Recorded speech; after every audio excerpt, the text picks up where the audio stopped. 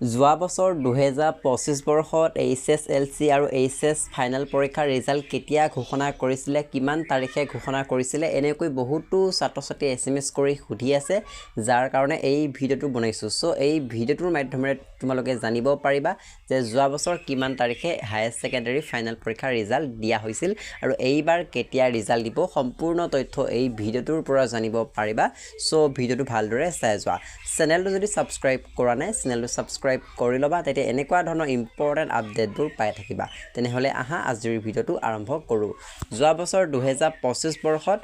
matric পৰীক্ষাৰ result আগতে দিয়া হৈছিল তাৰ পিছত হায়াৰ সেকেন্ডাৰী পৰীক্ষাৰ ৰিজাল্ট দিয়া তাৰ পিছত দিয়া হৈছিল মেট্ৰিক পৰীক্ষা দিয়াৰ পিছত এসপ্তাহৰ পিছত হায়াৰ সেকেন্ডাৰী পৰীক্ষাৰ ৰিজাল্ট দিয়া হৈছিল এতিয়া যোৱা বছৰ হায়াৰ সেকেন্ডাৰী পৰীক্ষা অৰ্থাৎ HS ৰ ৰিজাল্ট দিয়া হৈছিল 30 এপ্ৰিল তাৰিখে সো তাৰ আগতে কিন্তু মেট্ৰিক পৰীক্ষাৰ ৰিজাল্ট দিছিল অৰ্থাৎ 30 এপ্ৰিলৰ আগতে মেট্ৰিক পৰীক্ষাৰ ৰিজাল্ট দিছিল আৰু 30 এপ্ৰিলত যোৱা বছৰ হায়াৰ সেকেন্ডাৰী পৰীক্ষাৰ ৰিজাল্ট ঘোষণা কৰিছিল সো এইবাৰ ৰিজাল্ট কেতিয়া ঘোষণা কৰিব সো যেহেতু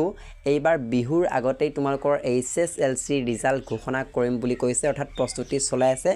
ইতিমধ্যে তোমালোকৰ বহিবোৰ শেষ হৈছে আৰু তোমালোকৰ ৰিজাল্ট প্ৰস্তুতি কৰি আছে সো এইবাৰ তোমালোকৰ বিহুৰ পূৰ্বেই বিহুৰ দুদিন এদিনৰ আগতেই তোমালোকৰ HSLC ৰিজাল্ট দিয়াৰ পূৰ্ণ সম্ভাৱনা আছে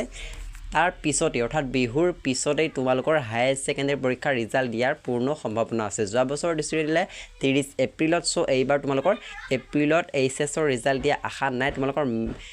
মে ফাৰ্স্ট উইক মানত দিয়া আশা আছে ঠিক আছে সো এই ভিডিওটো পৰা তোমালোকে এতিয়া জানিব পাৰিলা যে এপ্ৰিলত তোমালোকৰ ৰিজাল্ট দিয়া আশা নাই হায়াৰ সেকেন্ডাৰী পৰীক্ষাৰ ৰিজাল্ট তোমালোকৰ মে মাহৰ ফাৰ্স্ট উইকত দিয়া পূৰ্ণ সম্ভাৱনা আছে সো চেনেলটো সাবস্ক্ৰাইব কৰি ৰাখিবা তেতিয়া ৰিজাল্ট কেতিয়া দিয়ে মই আপডেটবোৰ লৈ আহিম সো আপডেটবোৰ তোমালোকে লাভ কৰিব পাৰিবা